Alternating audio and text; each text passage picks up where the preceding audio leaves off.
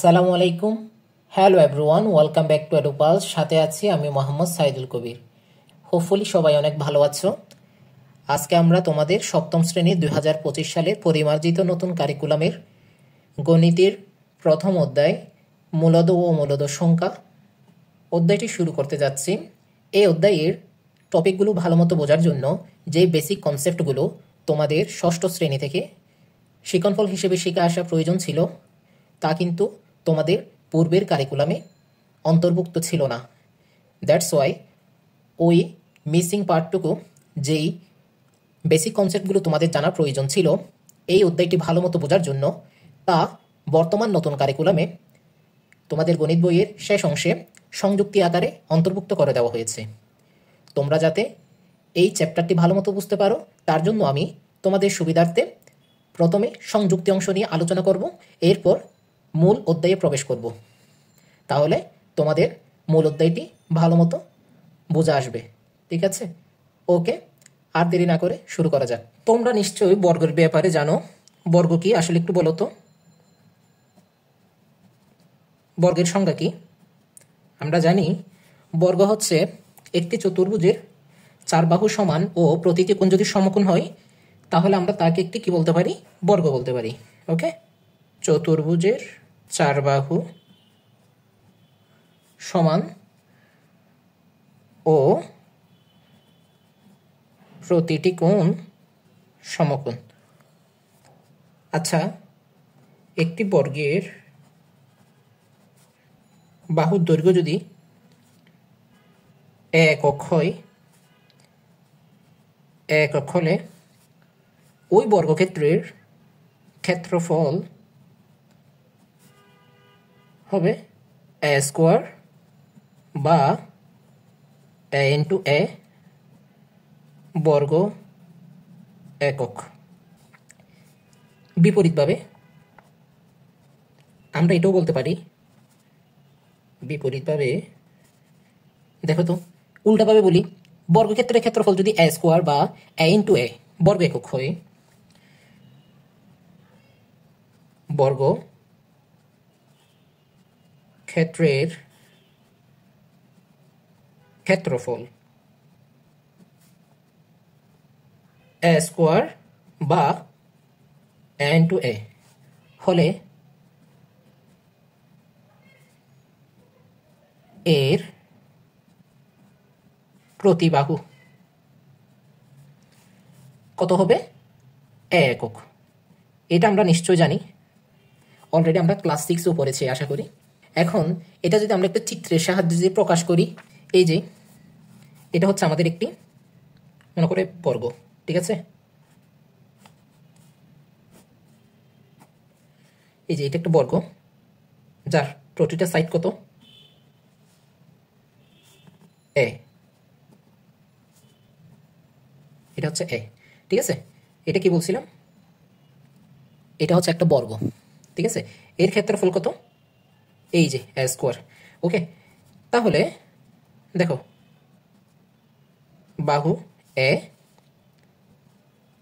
একক, এর ক্ষেত্রফল ক্ষেত্রফল হচ্ছে তোমার এ স্কোয়ার বা এ ইন্টু এ বর্গ একক। নোট, কি নোট? কোনো সংখ্যাকে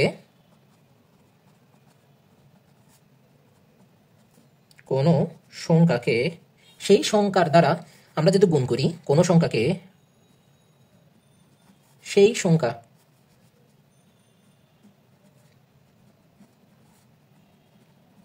সংখ্যা দ্বারা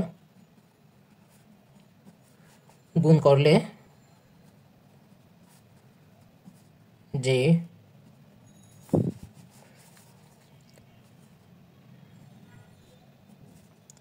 গুণফল পাওয়া যায় তা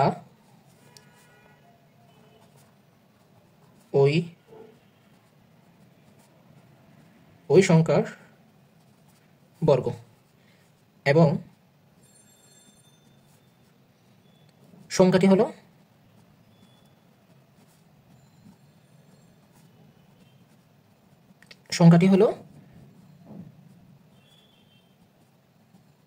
ওই গুণফলের বর্গমূল। বুঝছো কি বলছি? কোনো সংখ্যাকে সেই সংখ্যা দ্বারা গুণ করলে, এই যে দেখো a ইন্টু এ, যে গুণফল পাওয়া যায় তা হচ্ছে ওই সংখ্যার বর্গ না? এই যে দেখছো বর্গ। এখন ওই সংখ্যাটি হলো ওই গুণফলের বর্গমূল, তাহলে এ হবে কি এ স্কোয়ারের বর্গমূল। এখন যদি আমরা সংখ্যা দিয়ে একটা যদি উদাহরণ দিই, যেমন দেখো আমরা যদি লিখি 2 ইন্টু 2, ঠিক আছে? 2 ইন্টু 2 আমরা কি জানি, এটাকে কি লিখতে পারি? 2 কয়টা আছে গুণ অবস্থায়? 2টা, তাহলে পাওয়ার কত হবে? 2 স্কোয়ার ইকুয়াল কত? 4, ঠিক আছে? এখানে আমরা একটা জিনিস লিখতে পারি, এখানে 2 এর বর্গ কত? 2 এর বর্গ 4 এবং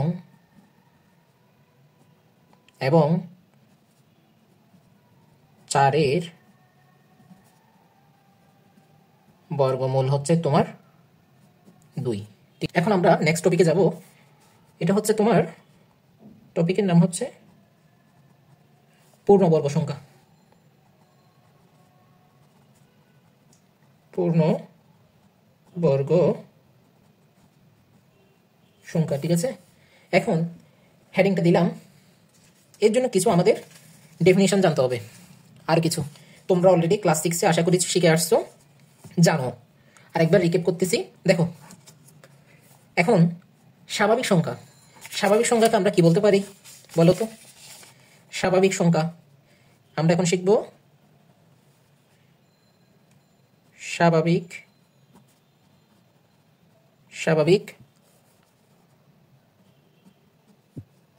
ঠিক আছে? স্বাভাবিক সংখ্যা বা কি বলতে পারি এটাকে? ধনাত্মক পূর্ণ সংখ্যা। ওকে, স্বাভাবিক সংখ্যা আবার ধনাত্মক পূর্ণ সংখ্যা। ইংরেজিতে লিখলে কি লিখতে পারি এটাকে বলে তোমার ন্যাচারাল নাম্বার। ওকে, এখন দেখো, আর সংক্ষেপে আমরা সংকেত হিসেবে কি ব্যবহার করি? Capital N. স্বাভাবিক সংখ্যা বোঝাতে ক্যাপিটাল এন ব্যবহৃত হয়, ঠিক আছে? এখন এই স্বাভাবিক সংখ্যা কোনগুলা? স্বাভাবিক সংখ্যার রেঞ্জটা হচ্ছে সীমা, ঠিক আছে? সীমাটা কি? সীমা হচ্ছে 1 থেকে শুরু করে সকল পূর্ণ সংখ্যা। 1 থেকে শুরু করে এই যে 1 2 3 4 ডট ডট ডট, ঠিক আছে? এভাবে যাইতে যাইতে কতটুকু যাবে? ইনফিনিট পর্যন্ত যাবে, ঠিক আছে? তাহলে আমরা যদি এটাকে রেঞ্জটাকে যদি আমরা একটু বন্ধনের সাহায্যে যদি প্রকাশ করি, তাহলে এটা এই যে 1 টু ইনফিনিটি, এই যে। ওকে, এটাই হচ্ছে আমাদের স্বাভাবিক সংখ্যার সীমা। মনে রাখবা, স্বাভাবিক সংখ্যা কিন্তু শূন্য ইনক্লুড না। এখন দেখো, স্বাভাবিক সংখ্যার পর আমরা শিখবো, আমরা অঋণাত্মক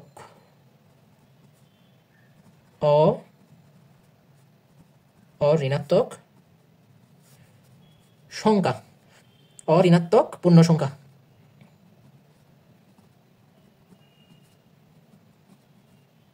ঠিক আছে? এখন অঋণাত্মক পূর্ণ সংখ্যার ক্ষেত্রে কিন্তু মনে রাখবা, 0 সহ সকল স্বাভাবিক সংখ্যা, 0 সহ সকল স্বাভাবিক সংখ্যাকে আমরা কি বলতে পারি?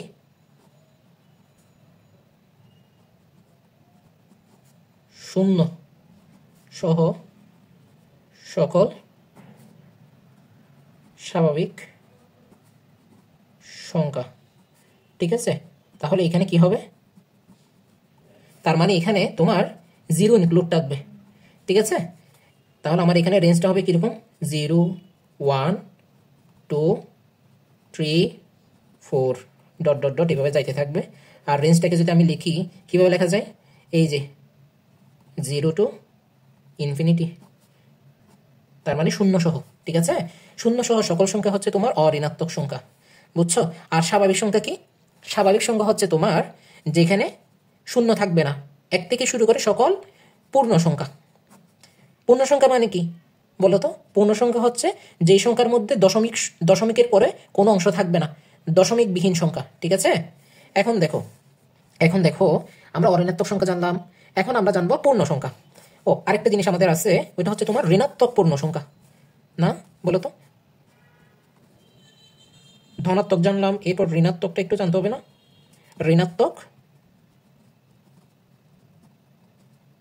পূর্ণ সংখ্যা, এটার রেঞ্জ কতটুকু? আচ্ছা, আমরা কিন্তু এখন পর্যন্ত যা আলোচনা করেছি সেখানে সবকিছু কিন্তু পজিটিভ নাম্বার। এখন যদি নাম্বার যদি নেগেটিভ হয় তাহলে সেটা কি পূর্ণ সংখ্যার আওতায় পড়বে না? অবশ্যই পড়বে। তখন তাদেরকে আমরা বলি ঋণাত্মক পূর্ণ সংখ্যা।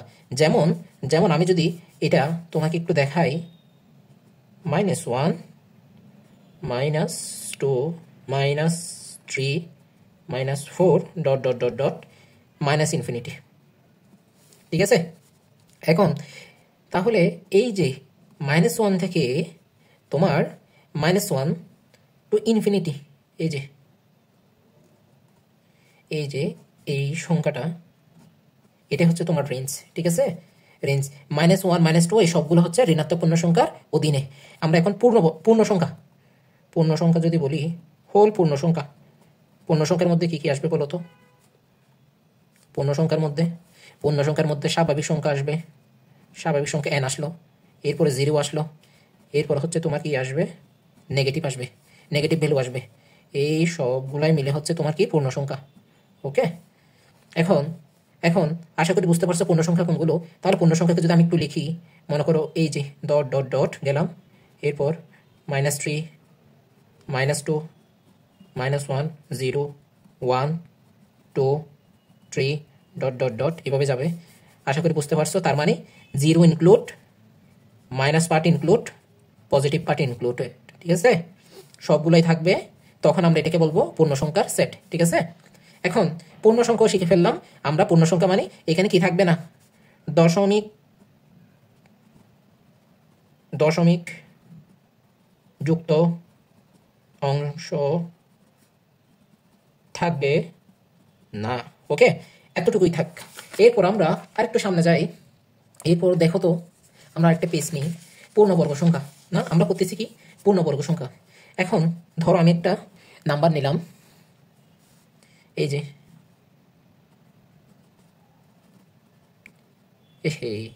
এটা হচ্ছে তোমার পূর্ণ সংখ্যা। ঠিক আছে? পূর্ণ সংখ্যা। ওকে, এক সাইডে নিলাম পূর্ণ সংখ্যা, আরেক দিকে নিলাম পূর্ণ সংখ্যার বর্গ। দুইটা কলাম নিলাম, পূর্ণ সংখ্যার বর্গ। ঠিক আছে? এখন দেখো তো, পূর্ণ সংখ্যার বর্গ। এখন আমি এখানে নিলাম তোমার, ধরো 1কে যদি আমি পূর্ণ সংখ্যার বর্গ করি, 1 একটা পূর্ণ সংখ্যা না? 1কে যদি আমি পূর্ণ সংখ্যার বর্গ করি তাহলে কি হবে? বর্গ মানে আমরা কি জানি? ওই সংখ্যাকে, কোন একটা সংখ্যাকে ওই সংখ্যা দ্বারা গুণ করা, 1 × 1। তাহলে 1 × 1কে কি লেখা যায়? 1 আছে দুইটা, পাওয়ার হবে কত? 2, 1 স্কোয়ার, তাহলে ইকুয়াল টু 1। এটা হচ্ছে আমার ভ্যালু আসছে। এখন ধরো আমি আরেকটা পূর্ণ সংখ্যা নিলাম, ওইটা হচ্ছে সেম, তবে মাইনাস 1। -1 যদি নিই, দেখো তো, -1 × -1 ইকুয়াল টু কত হয়? -1 স্কোয়ার। তাহলে একটু বলো তাহলে কি হবে? মাইনাসে মাইনাসে কি হয়ে যায়? প্লাস হয়ে যায়। 1 × 1 কত? 1। বুঝছো? আবার আরেকটা জিনিস মনে রাখবা, তুমি আরেকটা জিনিস এখানে মনে রাখবা, আমি একটু লিখে দিই। এই যে নোট, সংখ্যার উপরোক্ত,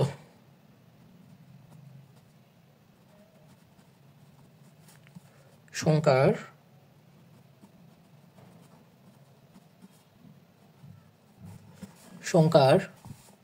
উপরোক্ত কি হবে বলো তো? সংখ্যার উপরোক্ত পাওয়ার মানে তো বুঝছো, বীজগণিত করছো না? সংখ্যার পাওয়ার জোড় সংখ্যা হলে,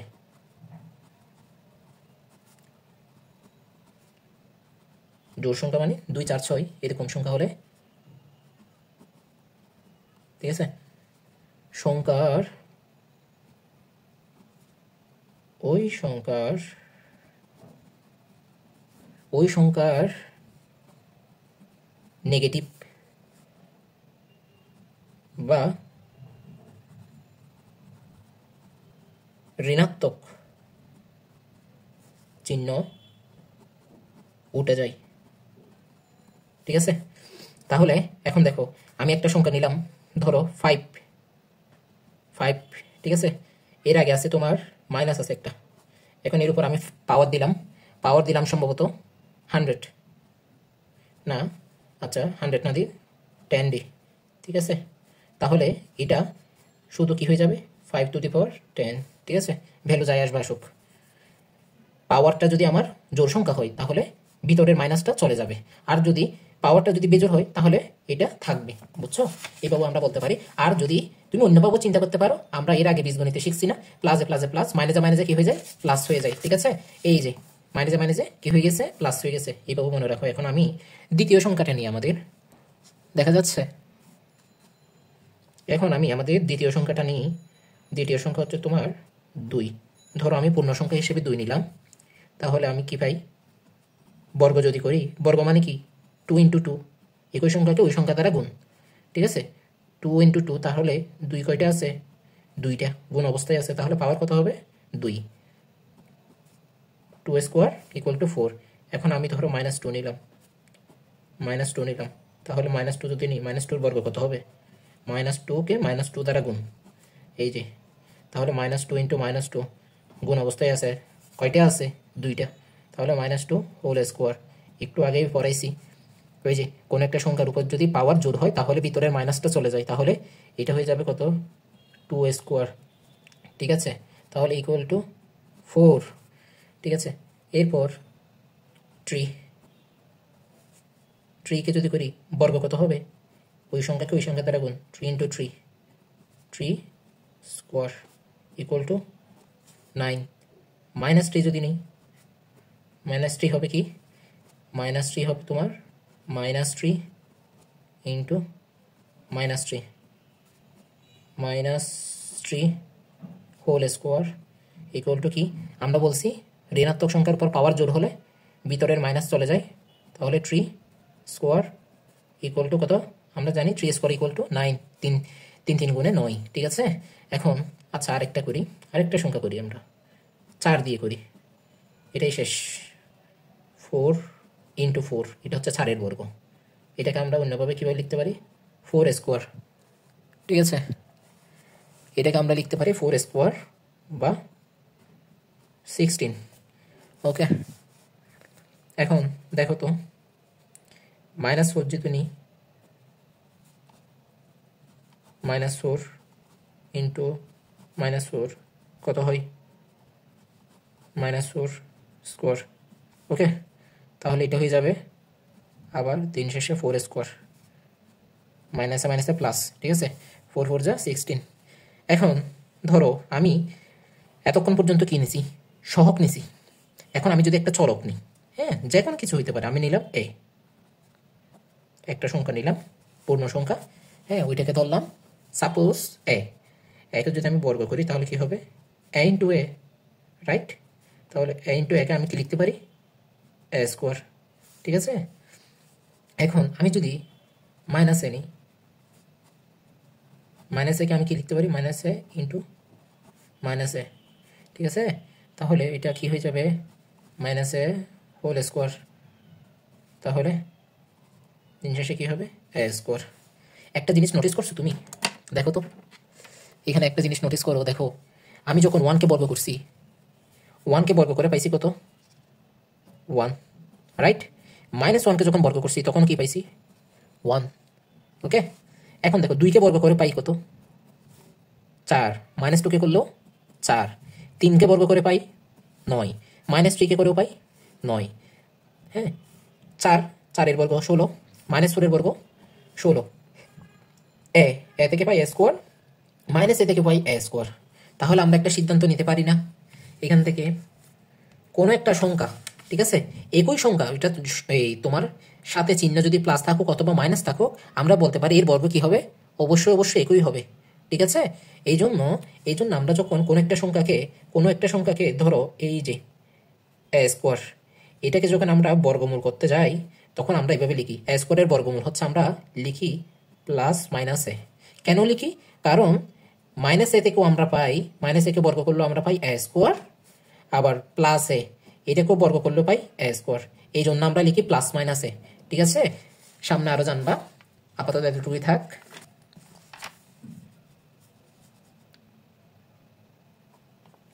ওয়ান নিলাম, ওয়ানকে আমি এরপর আরেকটা নিলাম হচ্ছে তোমার ওয়ান নিলাম, এরপর নিলাম 4।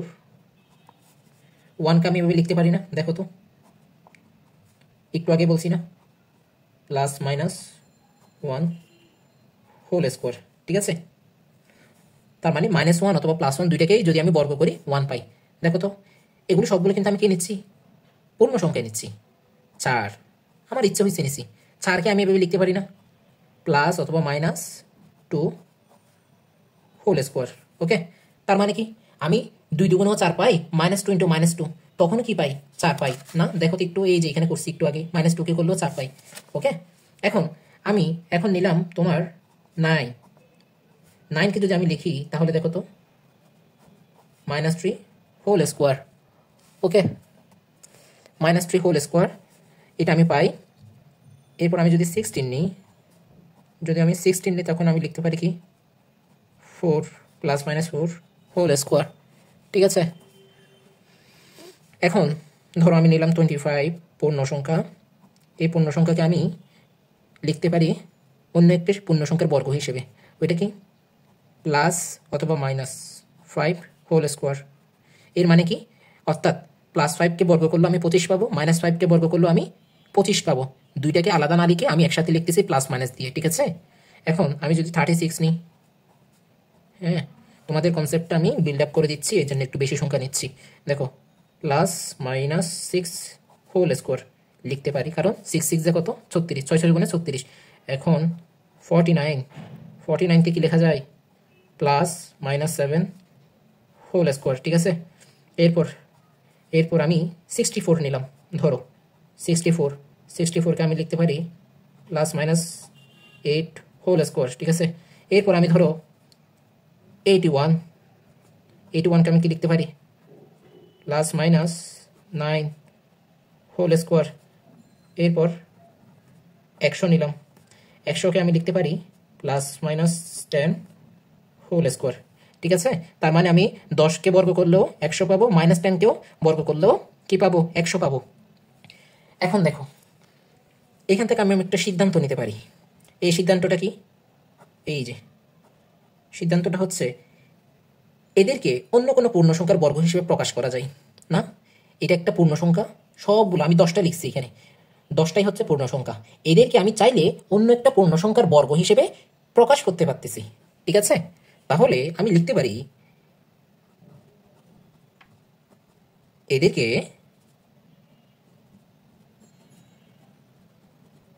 অন্য কোনো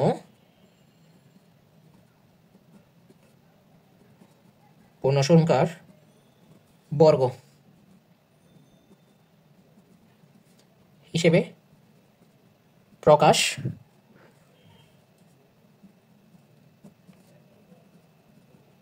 করা যায়।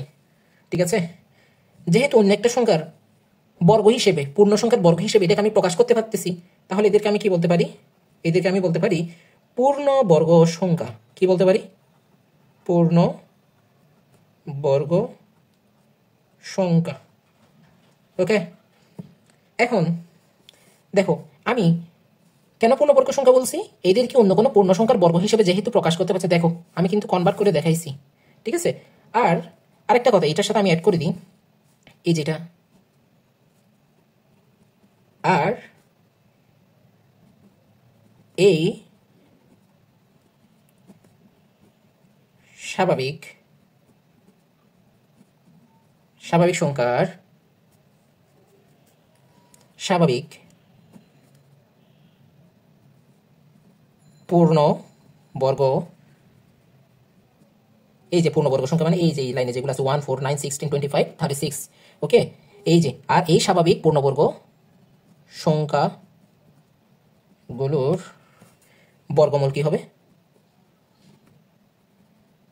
বর্গমূল একটি পূর্ণ সংখ্যা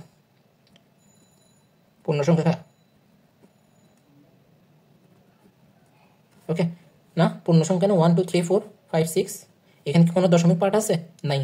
তাহলে আমরা বলতে পারি এদের বর্গমূল কি পাচ্ছি আমরা? পূর্ণ সংখ্যা।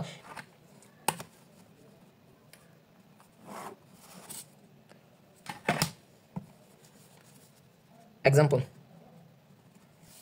ঠিক আছে, এক্সাম্পলটা কি? ধরো 9, আমি সংখ্যা নিলাম 9, এটা কি? এটা একটি পূর্ণবর্গ সংখ্যা।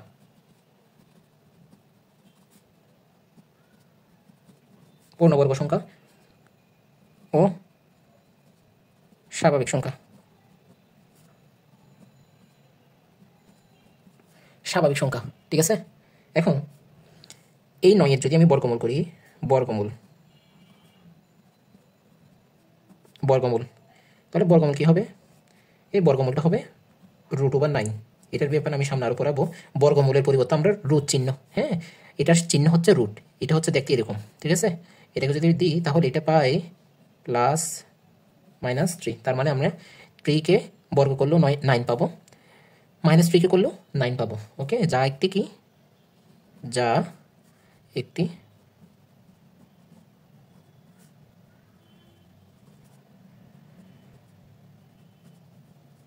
পূর্ণ সংখ্যা, ঠিক আছে। এখন তোমাদের জন্য একটি SW থাকবে, ঠিক আছে, এটা তোমরা নিজেরা বাসায় বসে করবা। সেটা হচ্ছে, এখন তুমি 1 নিছো, 1 থেকে কত পর্যন্ত?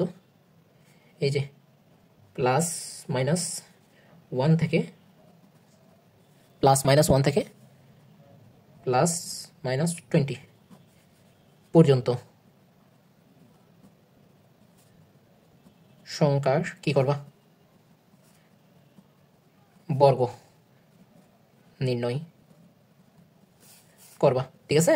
এটা তোমার জন্য SW থাকবে। এখন আমরা এখন পর্যন্ত যা আলোচনা করছি তাকে যদি আমি একটা সামারি করি, ওকে, এখন একটা যদি সামারি করি, ওকে, দেখো তো,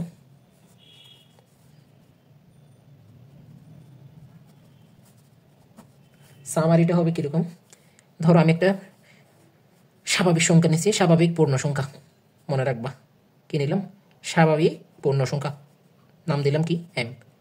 এটাকে আমি অন্য একটি স্বাভাবিক পূর্ণ সংখ্যা n এর বর্গ, তার মানে স্কোয়ার হিসেবে প্রকাশ করতে পারতেছি, ঠিক আছে।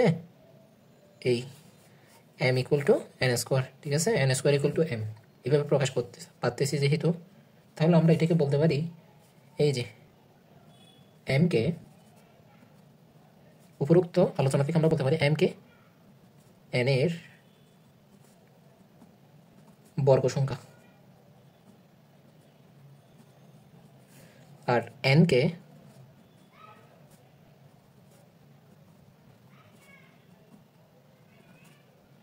বর্গমূল। ওকে, এই হচ্ছে আমাদের আলোচনা, ঠিক আছে। এখন এটাকে যদি আমি কথায় লিখি, কি লেখা যায়? একটি স্বাভাবিক সংখ্যা m কে যদি অন্য একটি পূর্ণ সংখ্যা n এর বর্গ, অর্থাৎ এই যে n² আকারে